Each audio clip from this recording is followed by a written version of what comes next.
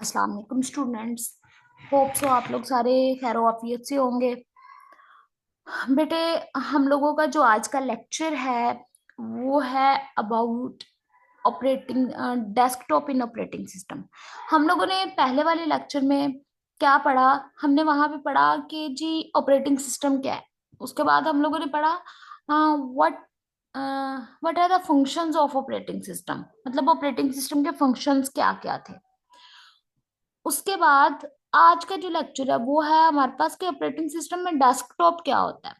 Desktop आपको नजर आने वाली कंप्यूटर में वो जो सबसे पहली स्क्रीन है उसको डेस्कटॉप ही तो बोला जाता है, जिसके ऊपर डिफरेंट टाइप के फोल्डर्स अवेलेबल होते हैं, आइकन्स अवेलेबल होते हैं, जिनका आप डिफरेंट तरीकों से इस्तेमाल करते हैं।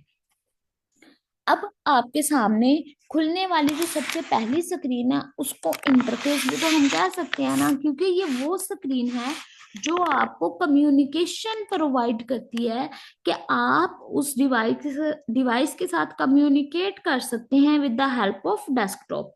तो हमारे पास जो है डेस्कटॉप की सबसे पहले डेफिनेशन लिखी हुई है। The desktop is the main workspace interface in an operating system. It provides users with access to application files and system functions. The desktop is the initial screen after booting. उसके start होने के बाद, restart होने के बाद सबसे पहली screen है ये।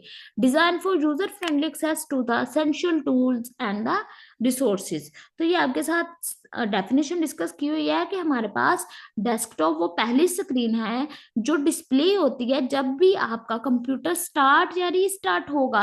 तो यहाँ पे आपको वो इसेंशियल कम्युनिकेशंस प्रोवाइड की जाती हैं जिसका इस्तेमाल करके आप डिवाइस की डिफरेंट टाइप के एप्लीकेशंस को इस्तेमाल कर सकते हैं। उसके बाद हम लोग जाते हैं इसके आइकन्स कौन कौन से होते हैं। आइकन्स मतलब वो आपको जो फोल्डर्स नहीं नजर आ रहे होते हैं उनको हम बोलते हैं basically icons are the graphical representation of applications files and folder. Commonly icon include, सबसे पहले जब आप कभी नया कंप्यूटर जब खरीदते हैं तो उसके अंदर कुछ बाय डिफॉल्ट आइकन्स होते हैं जिसके अंदर आता है माई कंप्यूटर या दिस पीसी के नाम का। ये हमें कंप्यूटर की स्टोरेज के बारे में बताएगा, सिस्टम की प्रॉपर्टीज के बारे में बताएगा, इसके अंदर कौन कौन सी एप्लीकेशन इंस्टॉल है पहले से, नेटवर्क किस नेटवर्क का ये हिस्सा है आपकी डिवाइसेस का।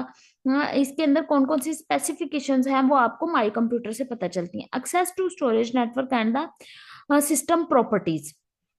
रिसाइकल बिन होती है, चीजों को टेम्परेरली अगर डिलीट किया तो वो मूव हो जाती है रिसाइकल बिन में, वहां से उनको रिस्टोर किया जा सकता है। और परमानेंटली भी डिलीट की जा सकती है वहां से चीजें, ये रिसाइकल बिन का फोल्डर होता है। उसके बाद एप्लीकेशन शॉर्टकट्स होते हैं। एप्लीकेशन शॉर्टकट्स मतलब हम लोग स्क्रीन के ऊपर डिफरेंट टाइप के शॉर्टकट्स बना के रख लेते हैं जिनका इस्तेमाल करते हैं हम लोग उस एप्लीकेशन को एक्सेस करने के लिए। तो उनको एप्लीकेशन शॉर्टकट्स बोला जाता है। मतलब कोई भी एप्लीकेशन मैंने नहीं इंस्टॉल की, मैं उसका डेस्कटॉप पे शॉर्टकट बना कर रख लूंगी ताकि मुझे दोबारा डाउनलोड्स में जाके वो एप्लीकेशन ना ओपन करनी पड़े, मैं डेस्कटॉप पे ही उसके शॉर्टकट पे क्लिक करूँ तो हम उसको ओपन कर सकते हैं। तो ये हमारे पास आते हैं एप्लीकेशन के डिफरेंट टाइप के शॉर्टकट्स। उसके बाद हमारे पास होती है what is task bar. Task bar है लास्ट बॉटम पे जो हमें ब्लैक कलर का या डिफरेंट कलर का जो रिबन नजर आ रहा होता है ना, basically that is called task bar. Task bar के सबसे लेफ्ट कॉर्नर पे स्टार्ट का बटन होता है। उसके बाद हमारे पास डिफरेंट टाइप के ऑप्शंस होते हैं, जैसे हम लोग कुछ एप्लीकेशंस को पिन कर लेते हैं टास्क बार में ताकि हम लोग वहीं से उसको क्लिक करें तो वो एप्लीकेशन ओपन हो जाए।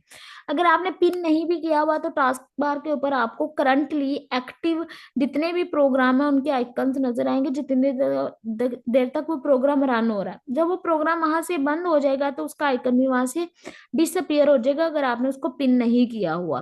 तो उसके बाद इसके अंदर हमें कुछ सिस्टम की स्पेसिफिकेशंस नजर आ रही होती हैं, जैसे डेट नजर आ रही होती है, टाइम नजर आ रहा होता है, नोटिफिकेशन एरिया होता है, नेटवर्क इंटरनेट से कनेक्ट होने के लिए बैटरी का ऑप्शन होता है, ब्लूटूथ का ऑप्शन होता है, वर्चुअल कीबोर्ड का ऑप्शन भी कई बार हमने इधर पिन किया होता है। तो ये हमारे पास कुछ टास्क बार है जिसके अंदर मल्टीपल ऑप्शंस अवेलेबल होते हैं डिपेंडिंग अपॉन द डिवाइस, तो वो डिवाइस किस तरह की है। The taskbar is usually at the bottom and includes start menu, access application setting and the system controls. Pinned applications होती हैं, frequently access program for the quick access, system tray होती है, display background application and system notifications, active window होती है, allow quick switching between the open applications, हम लोग task bar से बड़ी आसानी से क्या कर सकते हैं, डिफरेंट एप्लीकेशन के दरमियान नेविगेशन कर सकते हैं। मतलब हम लोग जिस एप्लीकेशन पे क्लिक करेंगे हम फौरन से उसी एप्लीकेशन के में की तरफ मूव कर जाएंगे, तो नेविगेशन बड़ी आसान हो जाती है। उसके बाद आता है वॉलपेपर स्क्रीन का जो होता है, वो डेस्कटॉप का अगला एलिमेंट है, जिसको हम कहते हैं द बैकग्राउंड इमेज और the pattern on the desktop customisable to the user preference and the serve as a visual aesthetic. अब ये क्या चीज है, और ये ऐसे बैकग्राउंड पिक्चर है जो आपको वॉलपेपर पे नजर आ रही होती है, कस्टमाइज भी की जा सकती है, मतलब हम इसको चेंज भी कर सकते हैं यूजर अपनी नीड के अकॉर्डिंग। उसके बाद विंडोज का ऑप्शन होता है, windows are the interface that display application folder और file, user can resize move and layer window for the multitasking. Window का ऑप्शन होता है वो स्क्रीन आपको नजर आ रही होती है मल्टीपल टाइम्स, जिसके अंदर मल्टीपल एप्लीकेशन अलग अलग रन हो रही होती हैं, तो ये आपके पास विंडोज का एक ऑप्शन होता है।